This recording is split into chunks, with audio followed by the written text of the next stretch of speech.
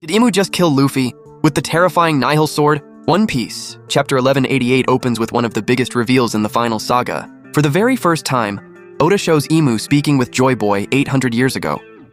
Their conversation sounds like it's happening through a Den Mushi. Joy Boy greets Imu first, while Imu innocently introduces himself. But Oda still keeps Joy Boy's identity a mystery, revealing only the lower half of his face. Back in the present, Imu stares at Luffy and admits that Joy Boy has been dead for centuries. Yet, for some reason, Luffy keeps reminding him of that legendary man. The battle immediately resumes. Imu throws the first attack, but Luffy casually dodges it by simply tilting his head.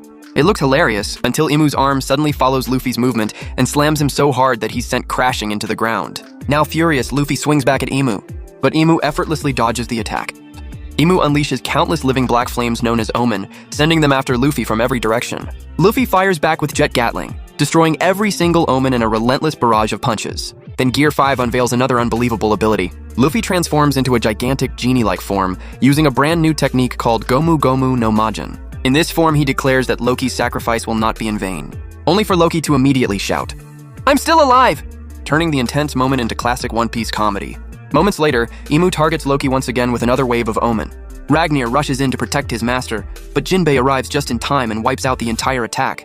Trusting Jinbei completely, Luffy leaves Loki's safety in his hands and proudly calls the giant prince his friend. Meanwhile, Brook finally stands before the massive block of ice imprisoning Gunko. To Brook, that isn't Gunko. It's Princess Shuri, the little girl he once swore to protect.